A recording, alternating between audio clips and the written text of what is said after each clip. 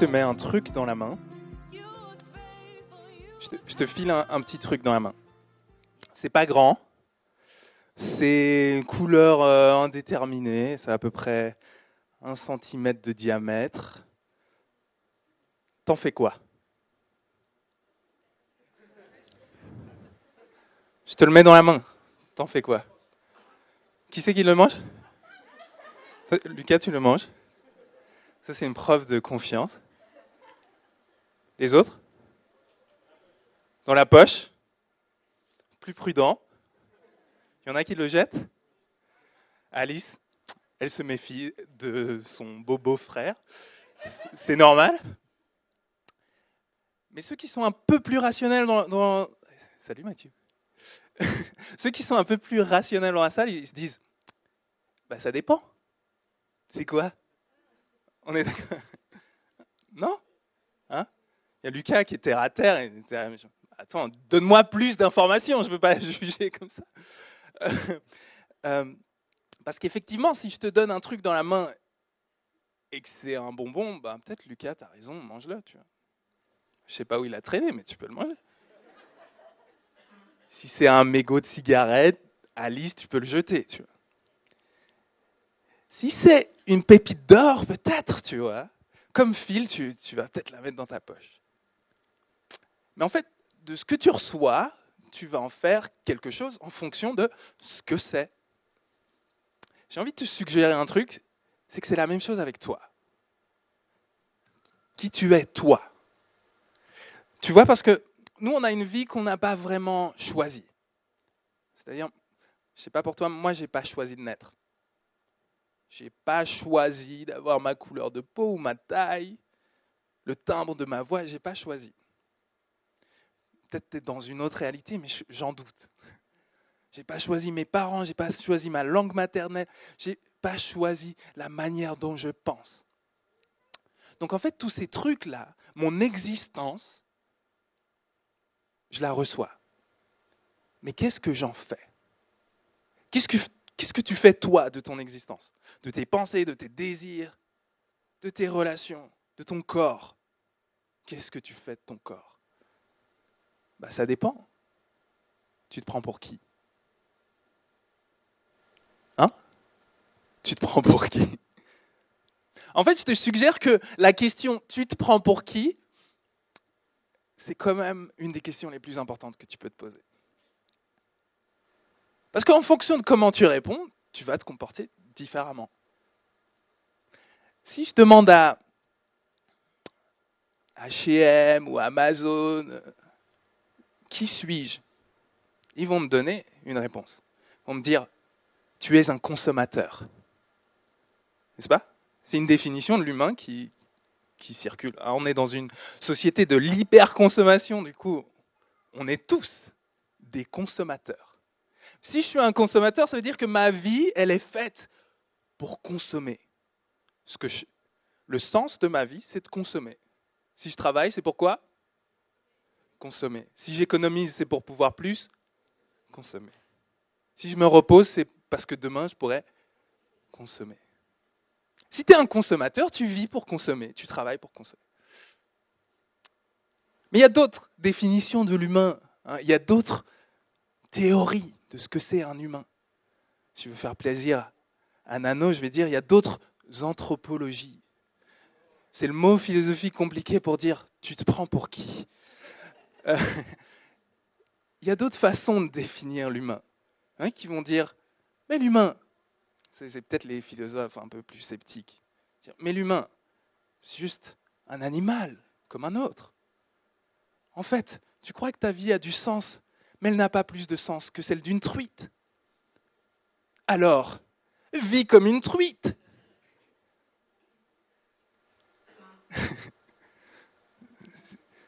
Si ma vie n'a pas plus de sens qu'une truite, je peux vivre comme une truite. Je fais ce que je veux, jusqu'à ce que je meure, et que plus rien. Dans la Bible, il y a beaucoup de matériel pour comprendre qui tu es. Et ça part de plein d'images. Parce que, en fait, c'est une réponse qui est complexe. Qui tu es, c'est complexe. c'est compliqué. Laisse pas Amazon te faire croire que c'est simple. Laisse pas n'importe quel philosophe te faire croire que c'est simple. Laisse pas même ta famille. Des fois, c'est le nom de famille. Vous avez déjà eu ça? Tu es qui? Moi, je suis Bignette. Je porte le nom familial. Je fais honneur à ma famille. Non, ça, c'est des réponses trop simples. La Bible, elle vient complexifier les choses. Mais je te propose qu'on regarde ensemble, du coup, une image dans la Bible qui dit ce qu'on est. Et cette image, c'est le temple. Donc je vais te dire, tu te prends pour qui? Et tu vas me répondre, pour un temple. Tu te prends pour qui? Pour un temple. Ok, on va regarder ce passage biblique, ça vous dit? Ça se trouve dans 2 Corinthiens, au chapitre 6. C'est un passage qu'on n'aime pas trop lire à l'église parce qu'il sonne un peu sectaire, vous allez voir. On y va. Ne formez pas avec les non-croyants un attelage disparate. En effet, quelle association peut-il y avoir entre la justice et le mal? Quelle communion entre la lumière et les ténèbres? Quel accord entre le Christ et Bélial? C'est un démon aussi. Quelle part pour le croyant avec le non-croyant? Quel contrat pour le sanctuaire de Dieu avec des idoles? En effet, nous sommes, nous, le sanctuaire du Dieu vivant. Tu es quoi? Le sanctuaire du Dieu vivant. Ainsi que Dieu l'a dit, j'habiterai et je marcherai au milieu d'eux. Je serai leur Dieu et eux seront mon peuple. Aussi, sortez du milieu d'eux. Séparez-vous, dit le Seigneur. Ne touchez pas à ce qui est impur et moi je vous accueillerai. Je serai pour vous un père et vous serez pour moi des fils et des filles. Un peu comme Aidan avec Simon. Dit le Seigneur Tout-Puissant. Puisque nous avons de telles promesses, bien-aimés, purifions-nous de toute souillure de la chair et de l'esprit, en portant la sainteté à son achèvement dans la crainte de Dieu. Donc si je vous dis que le texte est un peu sectaire, ou en tout cas il nous donne cette impression d'être un peu sectaire, c'est qu'il dit « séparez-vous des impurs ». Tu sais, dans les sectes, il y a un système. Je ne sais pas si vous aussi vous aimez bien ce truc d'aller regarder des documentaires sur les sectes. Il y en a d'autres. Théo, il me comprend. Il y a un truc comme les sectes, elles fonctionnent beaucoup comme ça. Elles te séparent des autres pour avoir une emprise sur toi. Donc tu n'as plus de pensée critique. Parce qu'on te dit, non, parle plus avec ta famille, là, ils te mettent des sales idées dans la tête. Viens là, écoute-moi. Ne te renseigne que chez moi, c'est moi qui ai les bonnes informations. Donc, on peut lire ce passage comme ça, mais ce n'est pas comme ça qu'il faudrait le lire. Parce que Paul, il n'est pas sectaire. Paul, il prêche un évangile de la liberté et de la responsabilité individuelle. Nous, ce qu'on ne veut pas ici, c'est que vous pensiez comme moi. On veut que vous pensiez comme Christ. Que chacun soit libre de connaître Christ. On a du coup ici un passage qu'il ne faut pas comprendre comme ça. Il faut le comprendre différemment. Il faut le comprendre avec l'anthropologie que Paul veut défendre, avec la vision de l'humain que Paul a en tête. Il est en train de dire, en gros, vous vous prenez pour qui? Parce que vous êtes le temple de Dieu. Vous êtes le sanctuaire du Dieu vivant. Si vous savez ça, vous allez vous comporter différemment. Mais c'est quoi un temple? C'est quoi un sanctuaire? On peut lire toute l'histoire de la Bible et la comprendre comme une histoire de temple. Même quand ça ne parle pas de temple, en fait, ça parle vraiment de temple. La Bible entière, elle fonctionne comme ça. Je vous dis, ça commence avec la création, et on nous dit qu'au milieu de la création, Dieu crée un jardin. Ce jardin, en fait, c'est un sanctuaire. C'est un lieu où l'homme va aller, et puis Dieu va le rejoindre là-dedans, pour communier avec lui, pour passer du temps avec lui.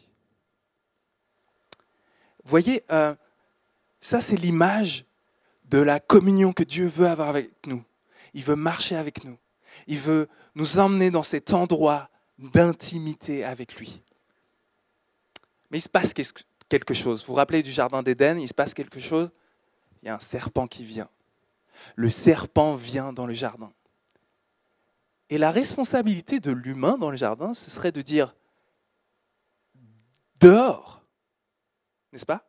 Il y a un serpent qui vient dans ton temple, qu'est-ce que tu fais? Dehors.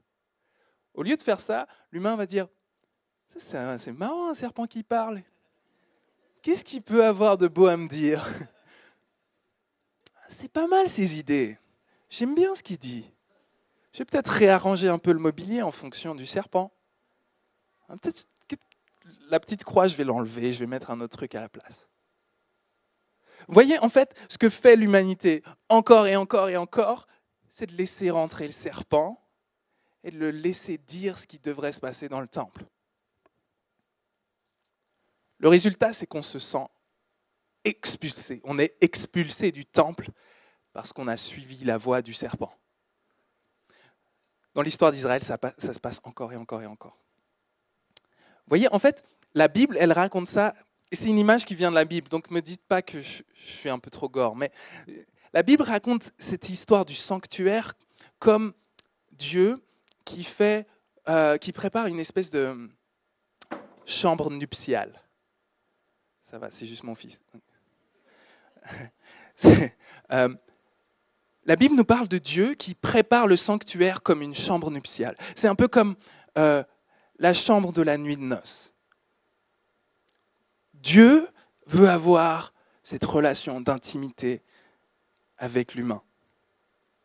Mais vous savez ça, en tout cas, si vous avez la même vision de moi du mariage, vous allez me dire, dans la nuit de noces, il doit y avoir que 2 personnes. Vous êtes d'accord? Dans cette chambre, on ne laisse pas venir une 3e personne. Vous êtes d'accord? C'est comme ça qu'on fait. D'habitude, chez nous, c'est comme ça qu'on fait. Je ne connais pas tes traditions, mais chez nous, c'est comme ça qu'on fait. Quand la chambre de la nuit de noces, elle est pour 2 personnes. Donc quand tu laisses rentrer le serpent dans la chambre, il y a quelque chose qui va se briser. Tu es expulsé de la chambre, en fait. Vous voyez? Donc la Bible, elle nous raconte cette histoire, encore et encore, que Dieu veut faire un temple chez les humains, pour que les humains puissent venir se rapprocher de lui, que lui se rapproche d'eux, qu'il y ait cette communion, de marcher avec lui, de connaître Dieu et d'être connu par lui. Sauf qu'à chaque fois, on invite le serpent dedans. Et à chaque fois, on se fait expulser. Donc si vous allez dans le livre qui est au milieu de la Torah c'est les 5 premiers livres, c'est les livres les plus importants de l'Ancien Testament pour les Juifs, et au milieu, il y a tout un livre consacré au sanctuaire. Voilà ce qui se passe pour que le sanctuaire soit au centre de notre vie. C'est-à-dire le lieu où on rencontre Dieu, où on est rencontré par lui, ça doit être le centre de la vie d'Israël. Et donc il y a tout un livre entier pour dire voilà comment il faut garder le sanctuaire pur. C'est une histoire de pureté. C'est-à-dire que, en fait, la pureté, ça définit ce qui peut rentrer ou non dans la chambre nuptiale. Hein, vous voyez? Genre les photos de ton ex, ça rentre pas dans la chambre nuptiale. Hein?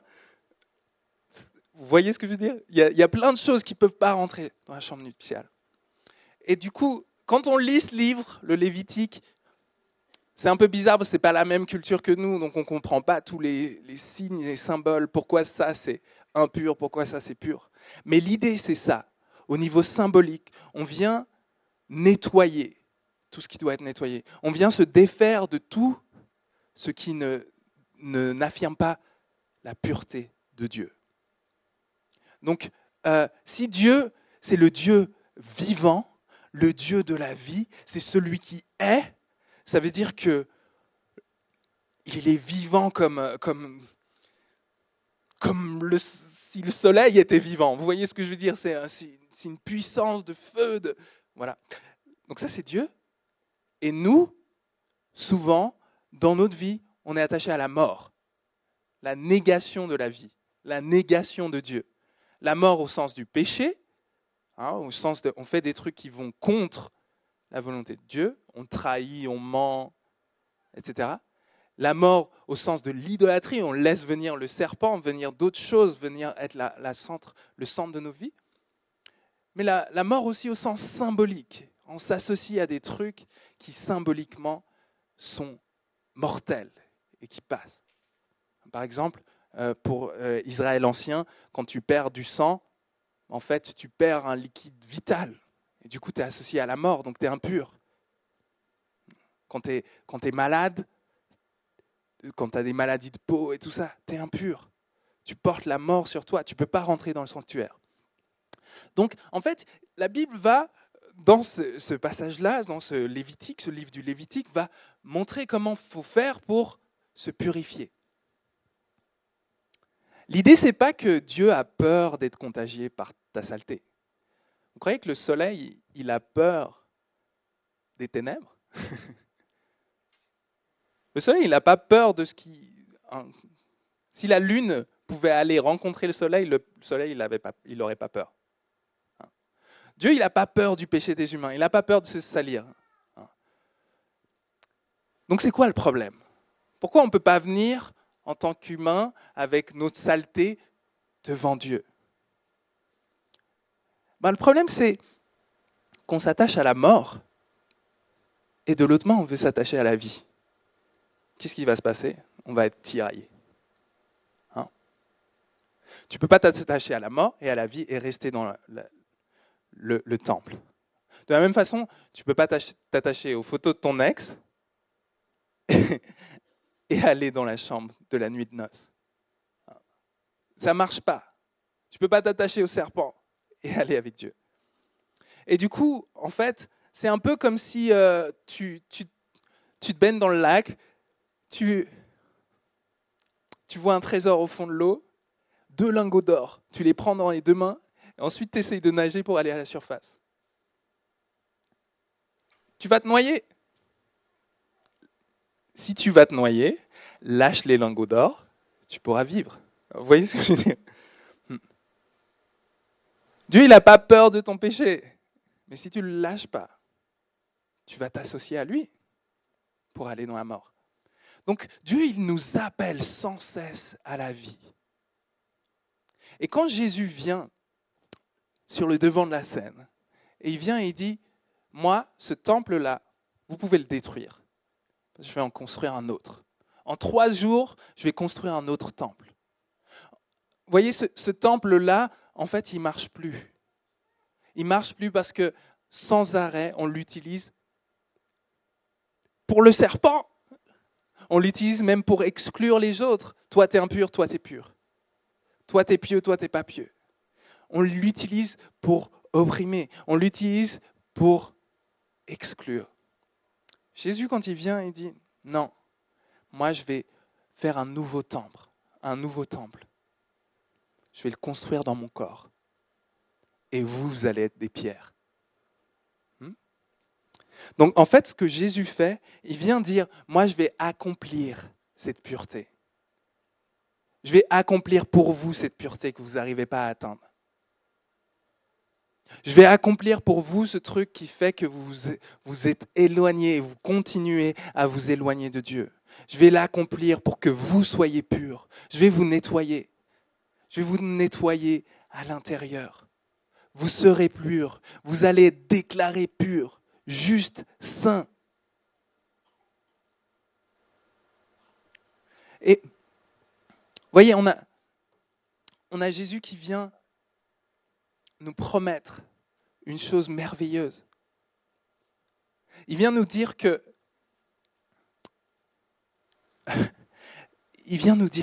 Dieu lui-même prend sur lui notre pureté. Dieu lui-même vient te déclarer pur. Donc par son corps, il a donné sa vie pour que toi tu puisses être pur, pour que toi tu puisses connaître ce que c'est d'être le sanctuaire de Dieu. Vous voyez, en fait, là, ce que c'est d'être le sanctuaire de Dieu, vous vous rappelez ce qu'on a dit? C'est quoi le sanctuaire de Dieu? C'est le lieu où le ciel et la terre se rencontrent. Hein. C'est le lieu où on rencontre Dieu.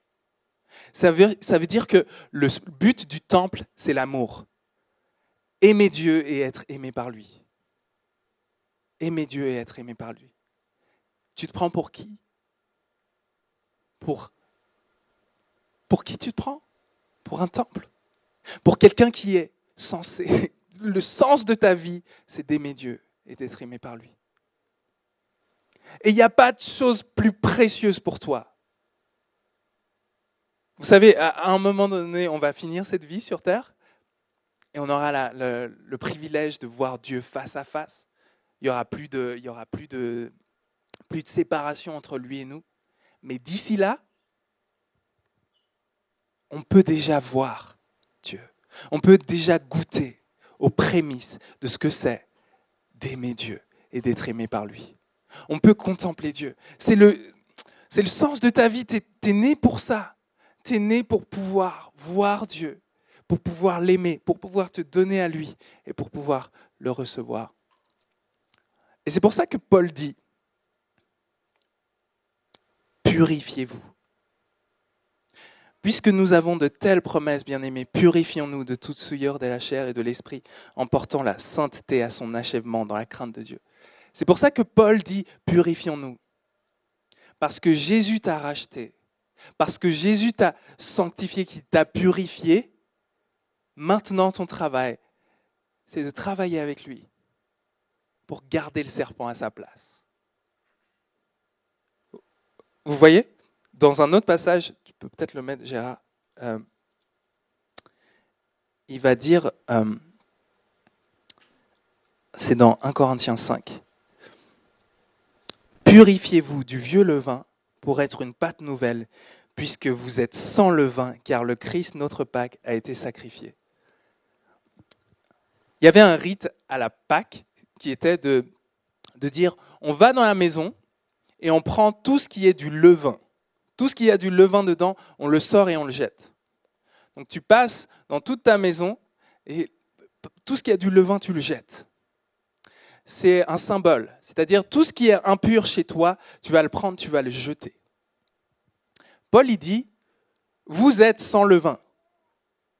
Ça veut dire quoi? Vous êtes pur. Il n'y a pas d'impureté, vous êtes pur. Parce que Dieu vous aime, parce que Dieu vous a racheté. Il vous lave de vos péchés, il vous lave de vos fautes. Vous êtes plus coupable devant Dieu. Vous êtes sans reproche. Au-delà de reproche, Dieu te voit et il ne dit pas, ok, je dois l'accepter. Il t'aime et il t'a consacré à lui. Mais parce que tu es consacré, il dit, alors, passe chez toi et enlève le levain. Puisque vous êtes purs, purifiez-vous. Donc, voilà ce que Paul nous dit. Il nous dit, vous êtes des temples. Donc la question de s'associer avec des autres, des non-croyants, etc., c'est la question de l'influence. Un truc que Paul sait, c'est que si on est des temples, si on est fait pour aimer Dieu, c'est que si Dieu n'est pas au centre de ta vie, tu vas avoir quelque chose d'autre au centre de ta vie. Si on est tous faits pour être des temples, s'il n'y a pas Jésus au milieu de ton temple, il y a quelque chose d'autre. Et un truc que Paul sait, c'est que l'amour, il est contagieux. L'amour, c'est contagieux. Ce que ma femme aime, je commence à l'aimer. Même Harry Potter.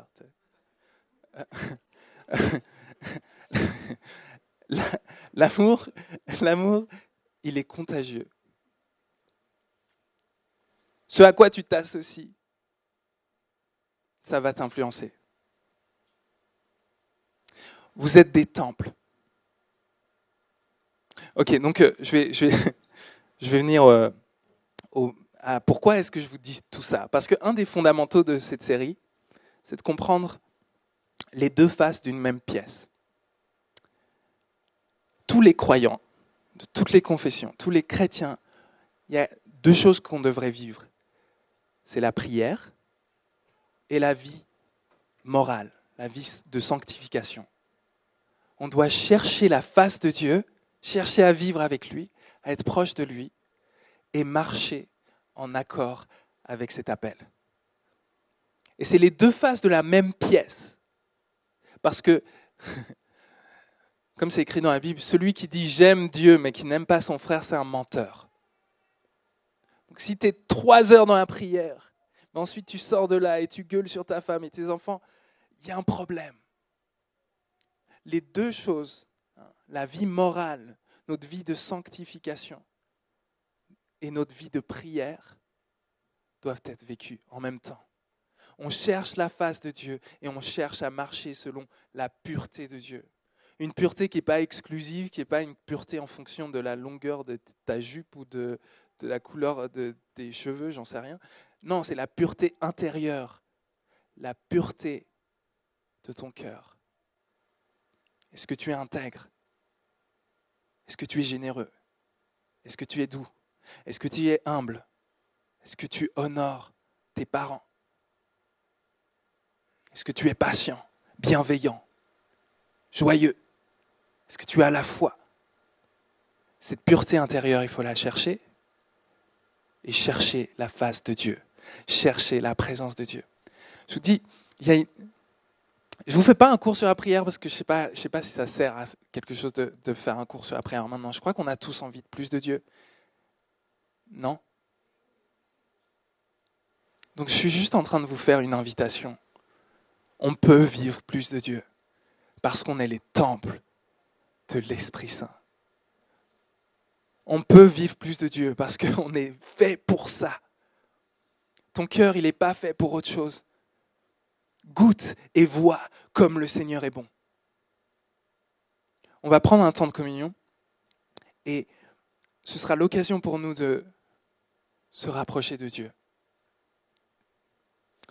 Vous voyez, la communion, c'est un truc où on laisse Jésus nous purifier pour qu'on puisse s'approcher de lui et communier avec lui.